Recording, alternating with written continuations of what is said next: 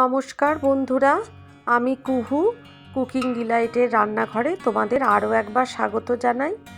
আজকে আমার শাশুড়ি মায়ের হাতে তৈরি করা একটা অনবদ্য রেসিপি তোমাদের সাথে শেয়ার করছি। এর জন্য মোচা নিয়েছি। মোচাটাকে একটু নুন দিয়ে ভাপিয়ে নেওয়া হয়েছে। একটা আলু এভাবে কেটে নিয়েছি।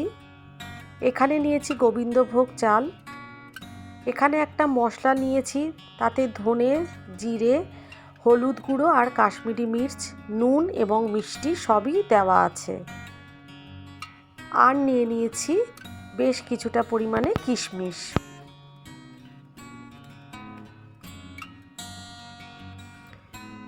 কড়াইতে তেল দিয়ে আলুগুলো ছেড়ে দেওয়া হয়েছে।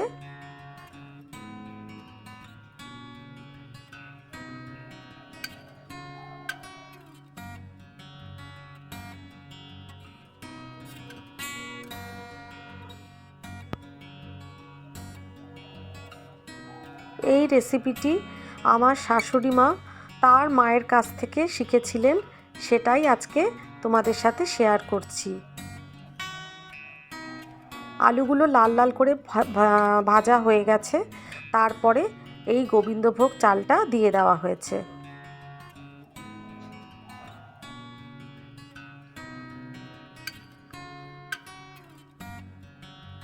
কিছুক্ষণ একটু নাড়াচাড়া করে নিতে হবে।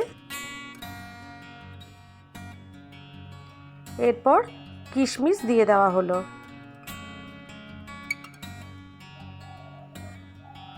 যে মশলার মিশ্রণটা তৈরি করা হয়েছিল সেটা দিয়ে দেওয়া হলো। তাতে নুন, মিষ্টি, হলুদ গুঁড়ো, কাশ্মীরি মির্চ, ধনে, জিরে গুঁড়ো দেওয়া হয়েছিল। এরপর ভাপিয়ে নেওয়া মোচাটা দিয়ে দেওয়া হলো। সব কিছু খুব ভালো করে মিশিয়ে নিতে হবে।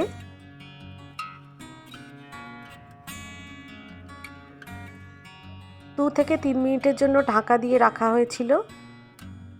ঢাকনা খুলে নেওয়ার পর এই অবস্থায় এসেছে। এরপর পরিমাণ মতো জল দিয়ে দেওয়া হলো।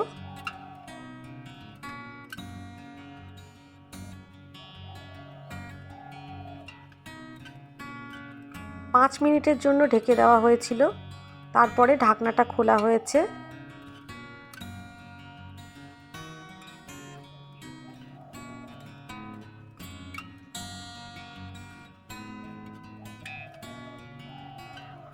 আরও 2 মিনিটের জন্য ঢাকনা দিয়ে দেওয়া হয়েছিল। ঢাকনাটা খোলা হলো। রেডি হয়ে গেছে আতপ চাল বা গোবিন্দভোগ চাল দিয়ে মোচার ঘন্ট। একদম নিরামিষ একটা রেসিপি। আশা করি বন্ধুরা তোমাদের এটা পছন্দ হবে।